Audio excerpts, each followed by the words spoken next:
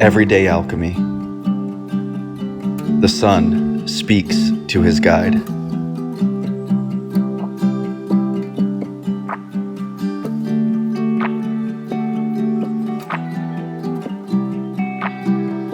We sit in the house and slowly the world we're living in is getting smaller and all we say is, please, at least leave us alone in our living room. Just leave us alone. Well, I'm not going to leave you alone.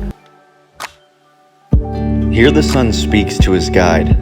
I will now return to my Father, for he can neither live nor act without me. The guide immediately answers the sun. I will not let you go down alone. I have led you from your Father's bosom, and I must bring you there again, that he may rejoice in life with the virtue we will bring to him. They both stood up and started off, returning to the Father's presence. When the Father saw the sun, he rose up and cried, "This high peak of India lies a vessel. Guide and sun, soul and spirit, have climbed to the skies. The sun speaks to his guide." Can you hear it? Have you ever heard it? Looked hard enough, listened long enough, ran far enough to find it. Your purpose, your power, your destiny, your true self. I have, and I'd bet my bottom dollar you have too. We just have to remember how to read the symbols and signs every day. Alchemy, every day. I can't say it enough. You, me, we are all infinite, unlimited in our essence. It's not a matter of how we remember, it's a matter of when. What do you think all the movies about time travel and stuck in a continual time loop are about? All of us have incarnated into this material reality with the same purpose and the same fate. Where we are on this wheel of reincarnation is anyone's guess. It makes little difference. It's all still a circle, gods and dogs chasing tails. What better analogy could I give to you than that? The end, ashamed of the beginning, and the beginning, afraid of the end. On and on. That is until the dizziness sets in, the tailspin, the crash. Only to then realize the two were always one. What we don't repair, we repeat. The hurt just causes more hurt. Blind leading the blind. At this point, it should start making sense that either we or the world have been unraveled. The twisted knots of string theory made a really shitty sweater. One pull on any loose thread is all it takes, one shred of truth. After that, the metamorphosis gains momentum. You have started the process of self-realization within. Here at Plate 12, we see that self-realization leads to self-actualization. Our spirit is guiding our soul. The symbolism in every second speaks to you. You are now seeing the synchronicities. Things are starting to make sense. Everything serves a purpose to your higher self. In this way, our indoctrination has been transmuted and used for our education.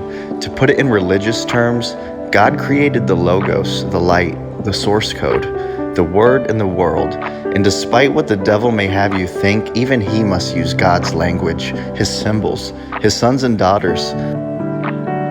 The English language, for example, etymologically means that of the angels. Our spells are curse words. It's all been co-opted and corrupted, but not completely controlled or killed. It is through true understanding of ourselves we can find the origin, the original reason for our being. This plate represents a further distillation process in alchemy, where the soul leads the spirit to a high peak for a broader perspective. However, using the symbol of a bird, we can see that the higher we soar, the smaller we seem. This high peak of India represents the vessel of Hermes, the body, the holy temple inside every human. Deeper analysis of this metaphor specifically means meditation. The transpersonal self and the self-image of God. Symbols will always stand for that which you haven't completely understood yet. All the symbols and archetypical figures in which the process of individuation are embodied are but vehicles for the transcendent function. This function is to transform or transmute one thing into another, guiding each of our lives through our inner voice and subconscious, our personal guardian angel. The transcendent function has transcended the duality, creating harmony, unity, through the restoration of balance between your ego and your unconscious. Symbolically speaking, these are shown as the sun and the moon. Here your higher self has taken your perspective to a higher plane of awareness. This is analogous with what has been termed a peak experience, a psychological breakthrough. These energize us with the understanding that anything is possible, teaching us the ability to transcend space and time through the upward mobility of our spirit in search of itself. These experiences have no defining terms. There's no certain recipe for self-realization. A peak experience is inherently self-validating, confirming our previous hypothesis regarding our higher self. Your guide might look similar to the one Lambspring left us, a wise old man archetype, a mentor, a teacher. It might not. The feminine aspect of this archetype is the muse. Symbolically, this can appear as a serpent, a butterfly, a circle, a ring, or star. Pay close attention to your dreams, visions, synchronicities, and brief moments of clarity for clues this guide will give you. The masculine interpretation of this plate also represents the ability for the masculine polarity to overcome any obstacle, overpower and outclimb our individual shortcomings. Whereas the feminine polarity is represented here by our guide, widening our awareness through connection with the whole.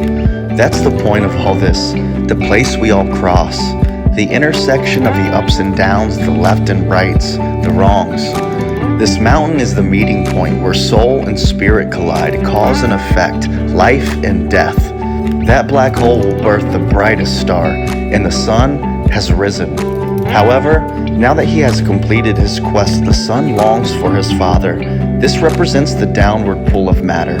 In meditation, this can be as simple as an itch or an ache, any interruption. Practically speaking, this is the tendency for the world's ability to obstruct our search for self. Without the body, our spirit would never be able to actualize the newfound realizations and discoveries. The king cries for his son. Without the infusion of spirit, matter grows mundane, meaningless. I know I have gotten stuck in these melancholy moods for years, for days. Now those days are done. I was a fool trying to change the world, but now I am wiser and working on changing myself. Truth be told, I don't really believe in the hero's journey, not in traditional terms. This is reality. It's not a movie. This is me, and I'm more than a simple story. Our journey is an inward one, a quiet quest within each of us, a war between what we have been told and what we will know. It doesn't make a difference if you are the dragon or the knight. The result is the same, for darkness is bound to light. It is only through these projections and dialogues of dualities that create the divide. And until you either psychically or physically act out each archetype, integrate and understand them, you will never become individuated. In closing of this chapter, the plate represents the following 4 levels of awareness. Spiritual. The soul is raised to the level of the spiritual world, yet the process is not complete. Matter has not embodied the soul and spirit. Therefore, the two must return to the body. Mental. The plate and text reference the importance of meditation. The daily practice of meditation will prepare the body for the eventual infusion of spirit and soul in every moment of being. Ritual leads to routine, and this constant self-care will cleanse any complexes or harmful habits we have formed. Emotional. The emotions are transmuted through the understanding of the universe around you. We are getting close now, and you are almost home. Along this path of alchemy, you have psychically played every role. Your imagination can integrate and understand the emotions of others without the attachment or interference of your own. Physical.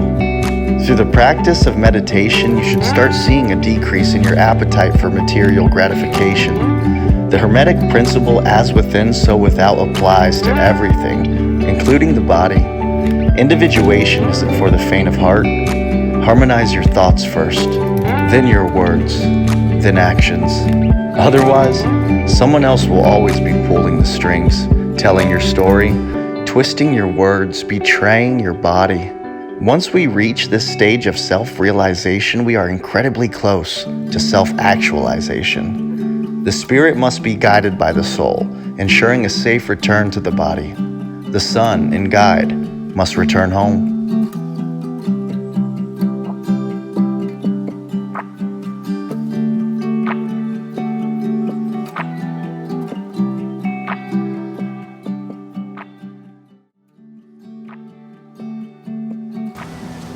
A gift. Gift? Yes. Sometimes empty page presents most possibilities.